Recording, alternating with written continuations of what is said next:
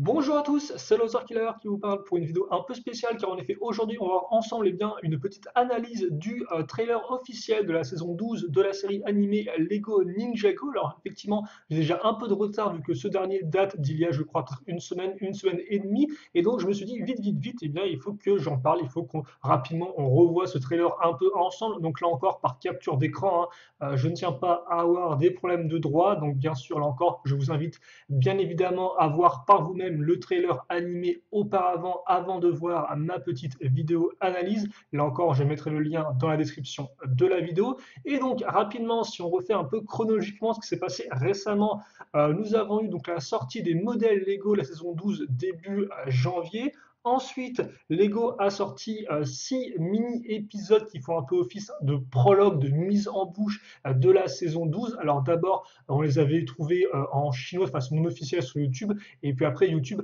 enfin Lego, excusez-moi, a commencé à les poster au compte-gouttes sur leur compte YouTube, donc 6 mini-épisodes. Donc maintenant, ils sont tous trouvables en anglais sur YouTube. Donc là encore, les mini-épisodes, je ne les ai pas tous vus, j'en ai juste vu 2 sur les 6. Rapidement, on y reviendra juste après. Mais avant tout, si on continue donc, eh bien, on a ensuite eu un petit teaser de la saison 12 de 30 secondes, je crois, peut-être courant février, début mars éventuellement. Ensuite, on a eu le trailer de la saison 12, donc on va voir ensemble aujourd'hui, donc qui lui dure effectivement plus dans les 1 minute 30. On a un peu plus de voix, il se passe un peu plus de choses dedans. Et enfin, eh bien, on a eu la sortie des épisodes de la saison 12 eux-mêmes. Donc tout d'abord, eh bien, en Corée, donc rapidement la communauté de fans a sous-titré ça en anglais, donc c'est trouvable sur YouTube.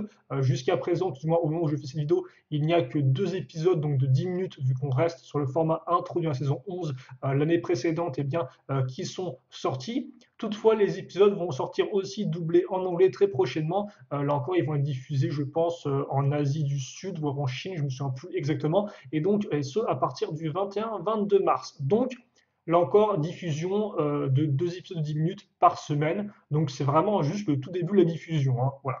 Donc voilà un peu où on en est. Donc rapidement, si je reviens sur les mini-épisodes, je ne les ai pas tous vus, mais je peux rapidement vous dire pour contextualiser un peu les choses que le premier eh bien, montre Nia qui demande à Jay de l'accompagner à un cours de danse, voilà, et ensuite les deux finissent leur journée à la salle d'arcade, donc forcément ça fait des petits teases par rapport à ce qui va arriver. Le second épisode se concentre sur le mécanicien, un personnage que j'ai vu auparavant et qui semble avoir des liens justement avec une voix mystérieuse qui sort d'un ordinateur, voilà. Ensuite, on a eu 3 autres mini-épisodes qui, si je ne dis pas de bêtises, étaient liés à la course qu'il y a dans le Prime Empire. Et enfin, le sixième se concentre sur Gail Gossip qui s'interroge sur le créateur du Prime Empire, Milton Dyer, je crois que c'est son nom. Donc voilà, donc rapidement, c'est un peu le concept sans trop spoiler. Et donc justement, c'est plein d'éléments qui vont permettre eh bien, de contextualiser, de mettre un peu l'eau à la bouche par rapport aux thématiques qu'on aura dans la saison 12 en elle-même. Bref, justement, saison 12, trailer, et on va commencer tout de suite avec justement Jay qui entre dans une pièce, qui voit un écran d'une bande d'arcade rouge. Forcément, Jay eh bien, est intéressé par ce qu'il voit, mais soudainement, eh bien, il y a un impact qui sort en voix off.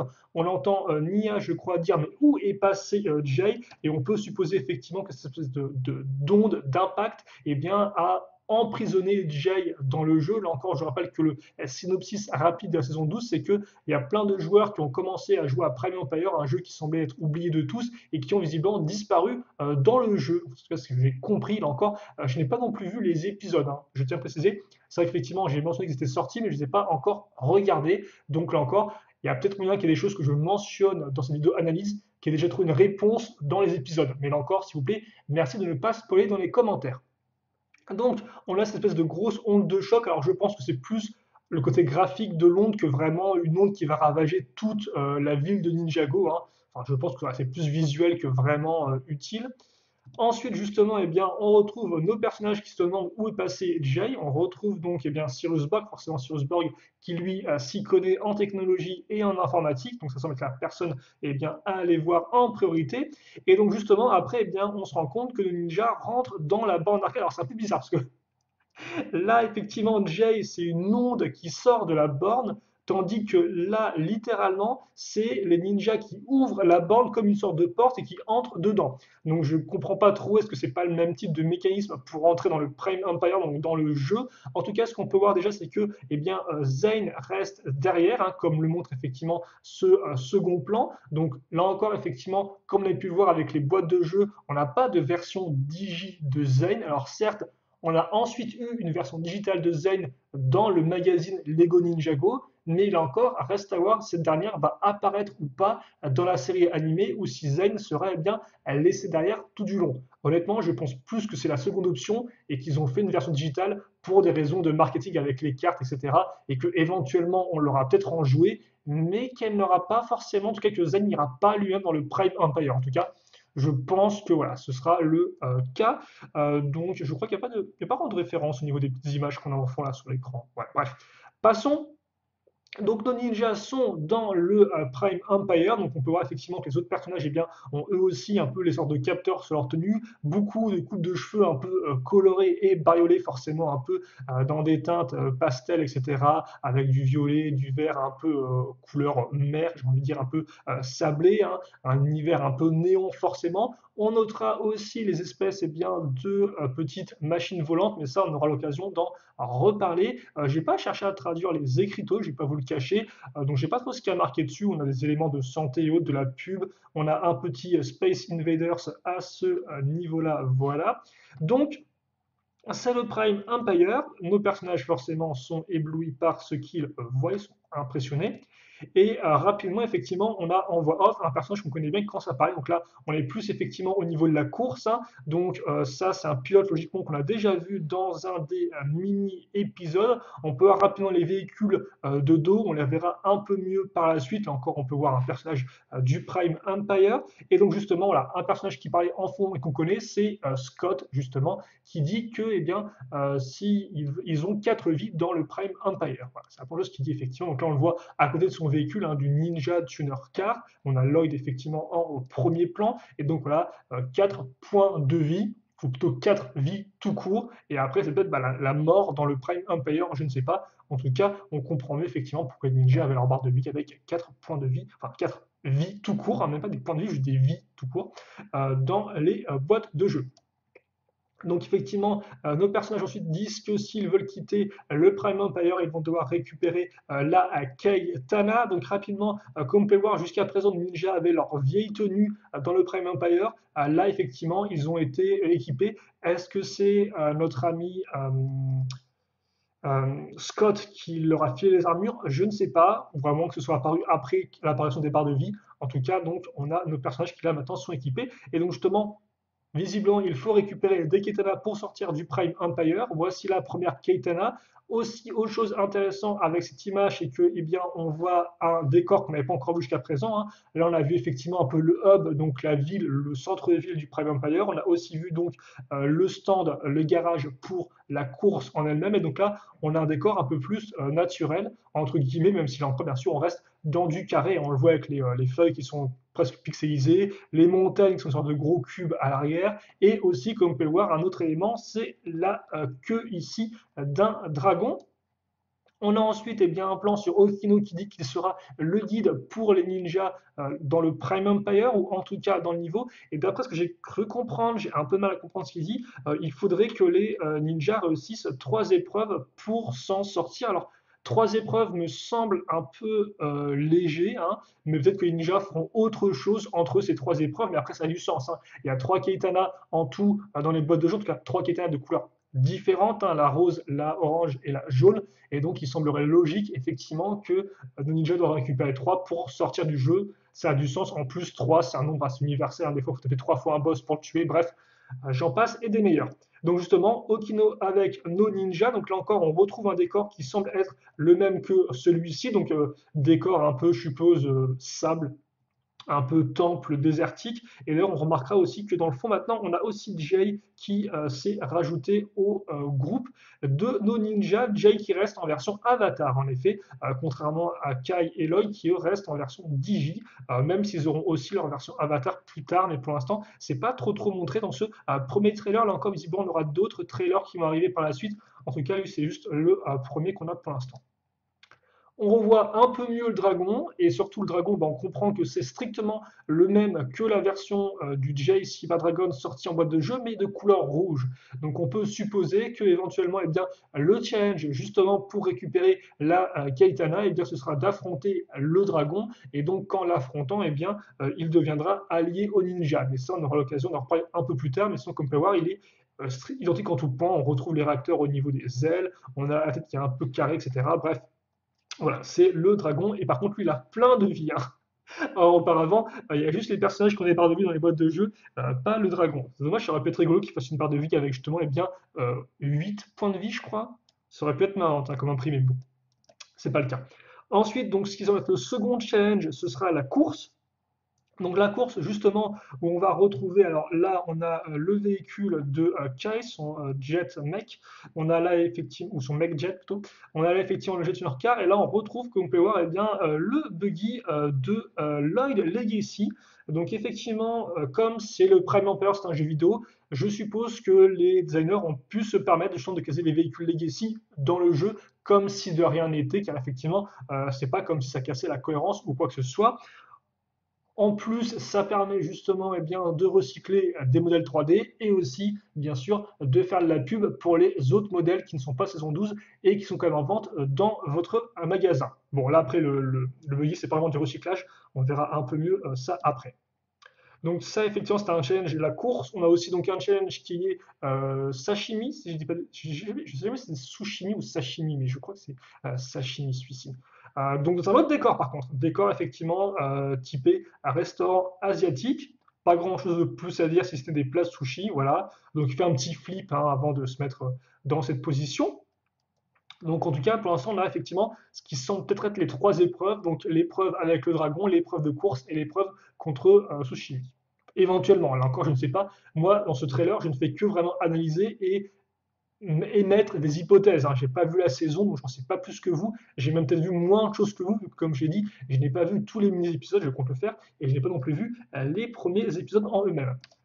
Ensuite, donc justement, on a Lloyd, effectivement, qui parle en fond et qui dit que, enfin non, c'est elle, c'est une pilote de course qu'on a aussi vu, je crois, dans les mini-épisodes, j'ai pas son nom, je m'excuserai, et qui demande effectivement qu'est-ce que vous voulez dire, qu'est-ce que c'est dire que je suis programmé pour perdre. Et ça, c'est assez intéressant en effet, parce que, alors on la voit un peu mieux comme ça, ouais, on la voit un peu mieux comme ça et tout, effectivement, parce que c'est vrai que de base, dans le Prime Empire, on suppose qu'il y a des joueurs qui ont été enfermés dedans, mais aussi un autre élément que je n'avais pas pris en compte, c'est qu'on peut aussi avoir des PNJ, ce qui veut dire des personnages non joueurs, donc en clair des ordinateurs. Et donc il semblerait effectivement que ce personnage-là soit un ordinateur, vu qu'elle dit qu'elle a été programmée pour perdre. Ce qui veut dire qu'effectivement, elle a été programmée entre guillemets pour toujours perdre la course. Et c'est vrai que je ne pensais pas à cet aspect-là, effectivement, que le ninja allait peut-être interagir avec des intelligences artificielles, entre guillemets, avec des gens qui ne sont pas des, avec des personnages qui ne sont pas des vrais joueurs, en fait, qui ne sont pas des vrais humains derrière leur console. Contrairement à Scott, qui je pense être un vrai joueur, j'en sais rien, mais c'est vrai qu'effectivement, je n'avais pas du tout pensé à ça, et c'est un concept forcément qui a du sens et qui va être intéressant, en tout cas une nouvelle alliée potentielle pour nos ninjas qui forcément ressemble un peu à Antonia vu qu'elle a la même coupe de cheveux, si je ne me trompe pas. Et donc, ça, effectivement, c'est un plan de la course. Donc, on peut voir un peu mieux les buildings et on peut voir les différents véhicules. Hein. Là, on voit effectivement la moto de Lloyd. Là, on voit son buggy, effectivement, le jet car. Ça, je sais pas ce que c'est. Peut-être un vaisseau qui est très proche du sol. Et ces véhicules-là, dont on reparlera, mais qui sont, sans trop spoiler, les Call Speeder Car qu'on a eu en boîte de jeu junior. On a ensuite une Agami qui apparaît et qui dit que tout le monde doit mourir ou un truc dans ce style-là, je crois. Donc, tout le monde doit disparaître. Vous avez donc là un plan façon un peu écran. Et là, c'est plus façon effectivement hologramme qui apparaît pour ceux pour parler à nos ninjas et qui n'est pas content du tout, en mode Nia en fond. Et justement, une Agami qui déclenche son armée de visières rouges qu'on n'avait pas vraiment vu jusqu'à présent. Donc on peut voir un peu leur pistolet, on peut voir à quoi ils ressemblent. Connaissant en mode attaque, forcément, ils ont leur tête avec l'espèce de symbole du Prime Empire, donc l'espèce de V, donc oui, de V tout simplement, voilà, ou de triangle inversé si vous préférez. Les ninjas après au combat, on peut d'ailleurs remarquer que maintenant on a effectivement Kai qui est aussi en version Avatar. Et c'est vrai que Jay a vraiment l'air de rester en version Avatar tout du long. C'est un peu particulier, mais pourquoi pas. Donc voilà, on peut voir un peu d'ailleurs que ces éléments sont colorés un peu néon là aussi, hein, contrairement à la figurine qui eux n'ont pas ce côté néon. Mais ça semble un peu logique. On voit aussi un peu mieux leurs armes avec les pads. avec les manettes qui leur servent de poignée pour leurs armes, si vous préférez. Et donc là encore, hein, juste les 5 ninjas, pas de Zayn. Et donc c'est effectivement, là derrière, c'est la course, je crois que c'est la course 3 milliards ou 5 milliards, un truc comme ceci. Il y a beaucoup de zéros, non? Euh, oui, effectivement, oui, ça doit être 3 ou 5 milliards. On a un autre plan d'action où on se retrouve à nouveau, je pense, dans le même environnement qu'on a eu avec le dragon. En tout cas, effectivement, les sortes de dalles y font penser. On a des petites statues en plus maintenant, voilà.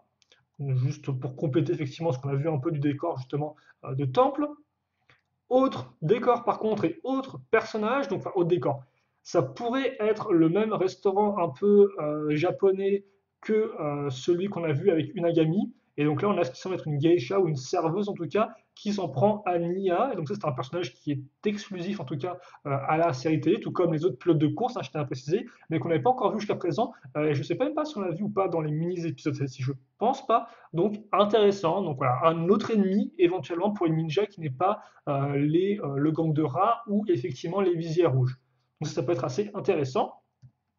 Ensuite, on revoit un meilleur plan du dragon. Donc là, très clairement, on a tous les enjeux dans cette image. On a Jay effectivement qui va devoir affronter le dragon rouge et récupérer la katana. Donc on peut supposer qu'en la récupérant, eh bien, le dragon devienne eh bien, son dragon ensuite et qu'il obtienne la couleur bleue, voilà, qui se transforme.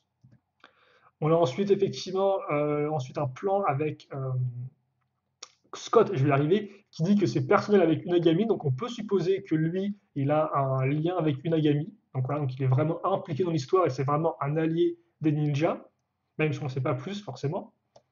On a ensuite d'autres plans de la course, donc là on peut un peu mieux voir le véhicule, est-ce que c'est ce que j'ai fait ou pas? Non, on le verra un peu mieux, donc voilà. Des plans de la course, les rats qu'on n'a pas encore vu parler, là qu'on voit lancer une sorte de cocktail un peu molotov sur nos ninjas, et là encore je me rends compte que vraiment la réalisation est vraiment bien faite, hein.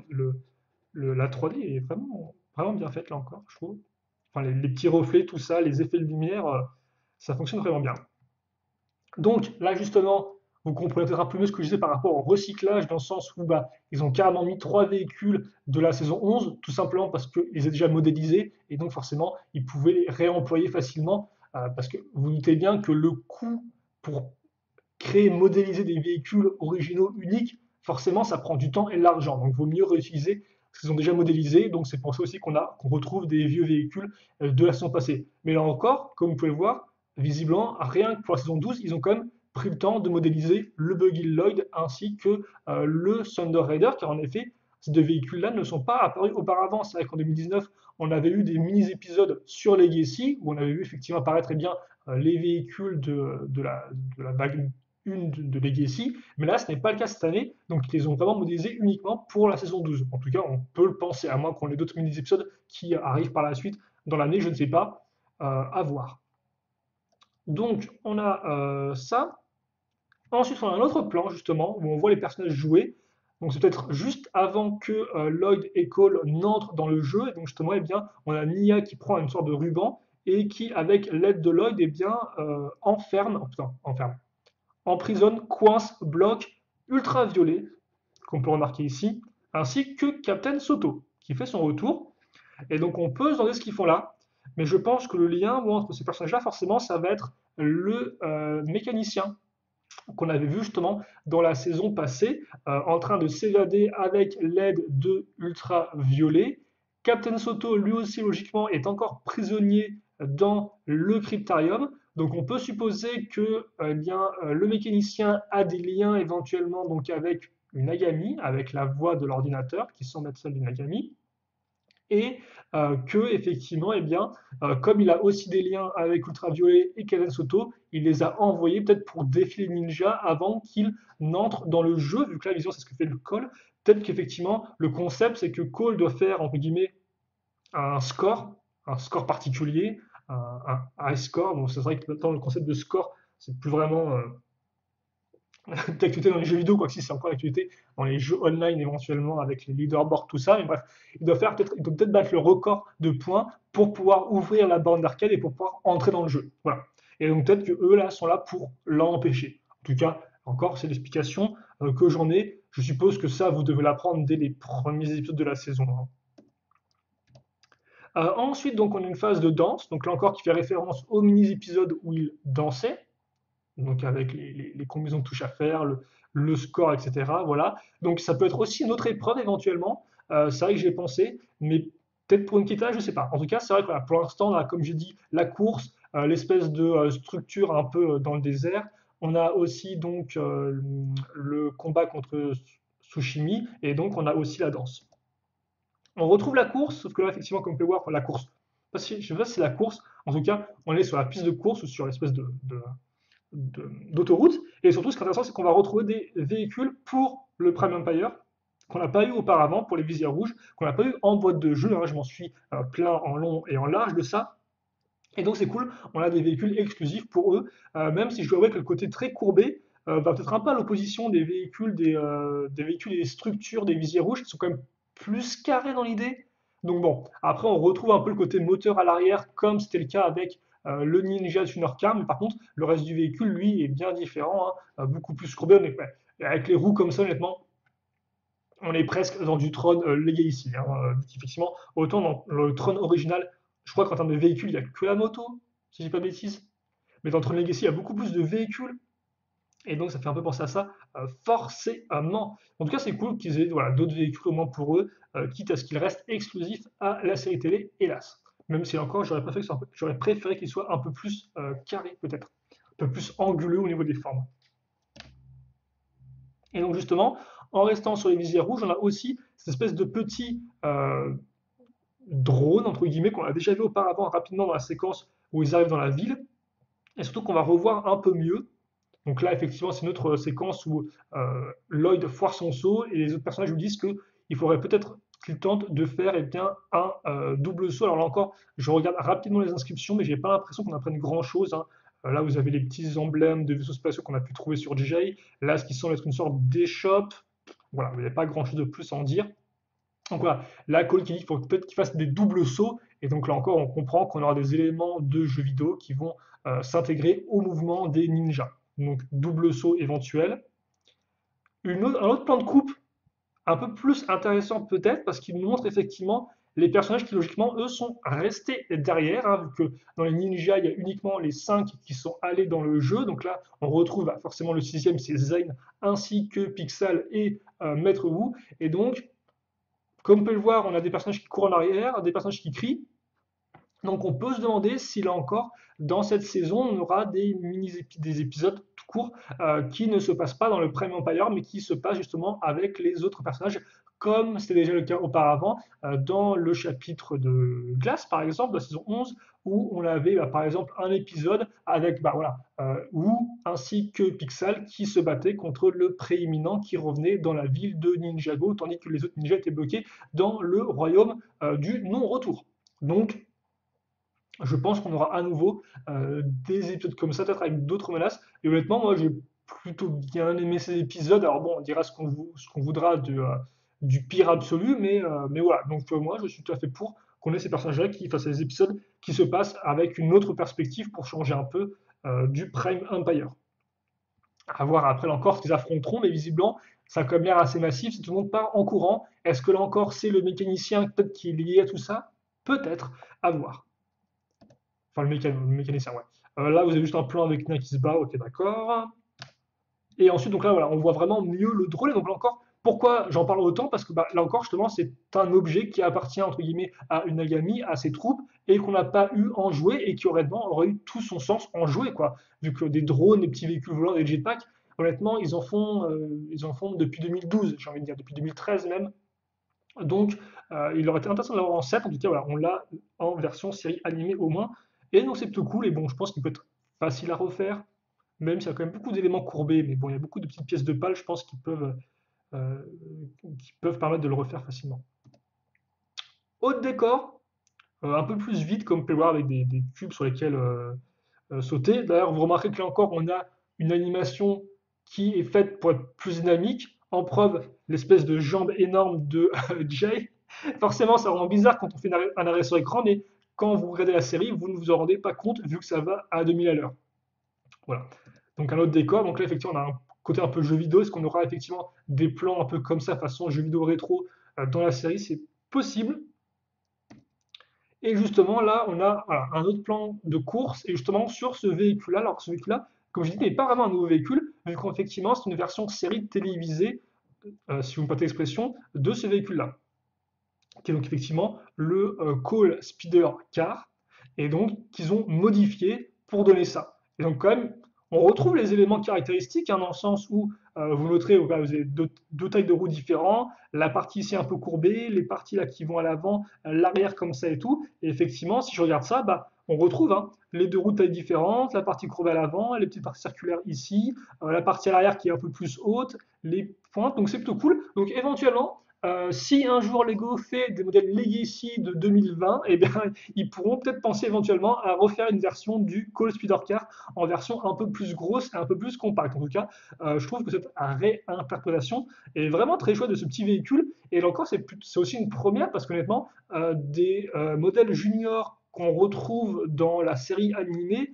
bah, c'est le premier en fait. Parce que par exemple, Zayn avait eu le droit à un bateau junior en 2018, mettons, il me semble qu'on le voit genre jamais, hein, il apparaît jamais dans la série télé quoi. Donc là, on voit vraiment que Lego effectivement les modèles juniors, ils ne le considèrent pas juste ça comme un truc sur le côté, mais vraiment comme une part à part entière, entre guillemets, du thème, quoi, de la gamme. Et donc, c'est plutôt cool. Après, bien sûr, encore, c'est aussi pour des raisons, je pense, de marketing, hein. Voilà, c'est un modèle qu'ils mettent en vente sur vos rayons de supermarchés, magasins de jouets. Donc, autant faire en sorte qu'ils apparaissent aussi dans la série télé, quoi. Et c'est vrai que, voilà, au lieu de créer des véhicules originaux, autant s'inspirer un maximum de ce qui est sorti en 7. Et donc, bah, forcément, le Call Speeder Car et tout trouvé. Donc, très cool, j'aime beaucoup cette petite modification, cette petite réinterprétation du modèle. Ensuite, donc, on a la course, toujours la course, hein, la course toujours, avec là, eh bien, ce qui est ici au premier plan, hein, c'est effectivement eh bien, nos petits cubes qu'on avait eu auparavant. Alors, effectivement, auparavant, c'est avec les cubes, enfin les cubes, les, oui, est-ce qu'on peut appeler ça des cubes? Nos cylindres effectivement, étaient avant tout là pour tenir les Keitana. Là, ça part d'être le cas. Mais effectivement, ce sont ce que les personnes appellent directement des loot box. Donc, comme dans les jeux vidéo, bon, c'est pas forcément une bonne chose. C'est que les loot box, généralement, c'est payant. Donc, merci Ninjago de voilà, mettre en avant aux plus jeunes le fait qu'ils peuvent payer pour obtenir des trucs dans leurs jeux vidéo. Donc, les loot box, voilà, donc les loot box, mais sauf que là, effectivement, ce n'est pas que cosmétique, parce qu'effectivement, la loot box permet à Kai de transformer eh bien, son avion en robot, tout simplement. Voilà. Et donc ainsi de continuer la course. Pour le reste, ensuite, eh bien, on a Nia qui fait, alors ça je l'ai mis parce qu'il y a beaucoup de fans qui en parlent, enfin j'ai l'impression qu'ils parlent que de ça. C'est vrai qu'effectivement Ninjago en 2015 a introduit le Airjitsu, qu'on retrouvait ensuite en 2016, et puis après, ils ont plus ou moins arrêté de l'utiliser. Forcément, les fans ne comprenaient pas, et quand on a demandé ça effectivement à un des créateurs principaux de Ninjago, donc M. Tommy Andreasen sur Twitter, il a juste dit que voilà, des fois, effectivement, pour des raisons scénaristiques, il préférait mettre de côté certains trucs qui étaient apparus auparavant, histoire d'avoir plus de possibilités. Donc on peut supposer éventuellement qu'ils étaient en mode, quand ils ont repris la série en 2018, qu'ils étaient en mode le Airjitsu c'est bien, mais nous on préférait que les ninjas fassent du parcours pour atteindre des zones en hauteur, quoi. Donc forcément, pour des fans, ça manque de cohérence, mais pour les créateurs, eux, ils veulent pas forcément se sentir, entre guillemets, pris prisonniers de ce qu'ils ont fait auparavant. Et donc c'est vrai que le Airjitsu, il n'a pas assez plu. Alors personnellement, moi, pour être très clair, c'est un truc qui me passe totalement au-dessus de la tête, quoi. C'est-à-dire qu'effectivement, ok, il l'utilisait avant, il l'utilise plus maintenant. Je suis plus du côté des scénaristes en fait que vraiment des fans de ce point de vue-là. Donc moi, ça ne fait pas grand-chose, mais on peut noter que les scénaristes, eh bien, ont pensé aux fans vu que le Rajutsu, on le retrouve dans ce plan-là, comme vous pouvez le voir, avec Nia justement qui s'en sert pour remonter. Alors après, ce que là encore, c'est juste, elle peut juste s'en servir dans le jeu vidéo. Je ne sais pas. Honnêtement, je pense que ce sera le cas. Pour moi, c'est plus un clin d'œil, une référence aux fans en mode OK, on vous a compris, on vous a entendu, vous voulez le Airjitsu, bah voilà, il est là, faites-vous plaisir, hein. Parce que là encore, le Airjitsu avait du sens peut-être à ce moment-là, effectivement, dans le scénario, dans ce qu'ils voulaient eux-mêmes raconter. Bref, passons sur le Airjitsu. Autre type de décor, plus vite, mais on peut voir qu'effectivement les personnages entrent dans le mur, donc se téléportent éventuellement, on peut passer d'un décor à l'autre. Et enfin, donc là on approche près de la fin du trailer où on a Jay qui est encerclé, qu'on retrouve en version digitale.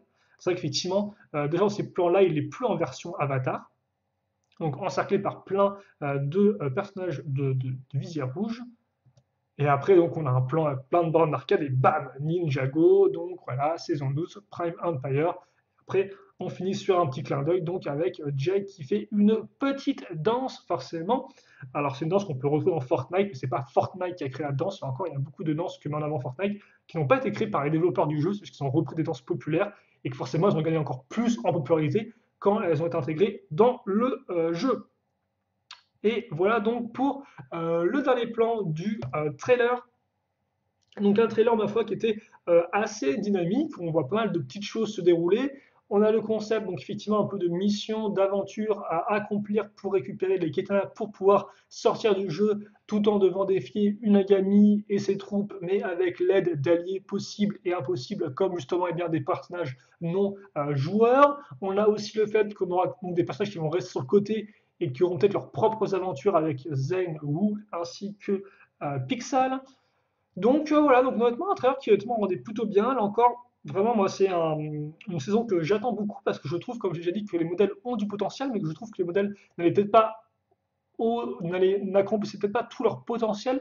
Et donc forcément, on est dans un jeu vidéo, on peut se permettre plein de choses qu'on ne pourrait peut-être pas forcément le faire dans le monde entre guillemets réel, même si encore Ninjago a un monde réel entre guillemets qui est fantastique, où déjà ils peuvent se permettre plein de trucs complètement dingues, hein. Je pense par exemple au prééminent, mais voilà, là, côté jeux vidéo, j'entends vraiment beaucoup les décors, les environnements, même si bon, tout ça m'a l'air assez carré. J'espère que ce sera au moins intéressant parce que bon, carré c'est bien, mais voilà, j'aimerais vraiment des trucs, des décors qui coupent le souffle. Là encore, effectivement, parce que c'est un jeu vidéo qui peut se permettre de faire des décors absolument incroyables. Enfin, dans le concept, là encore, forcément, faire des décors incroyables en 3D, ça coûte de l'argent, on est d'accord. Donc là encore, l'argent, c'est limité, hein. Mais voilà. Et surtout, je veux quelque chose de dynamique. Et ça, la saison 11 a prouvé, selon moi, bon après on n'aime pas, mais que la nouvelle équipe de production savait faire des séquences dynamiques, des scènes d'action avec des plans intéressants.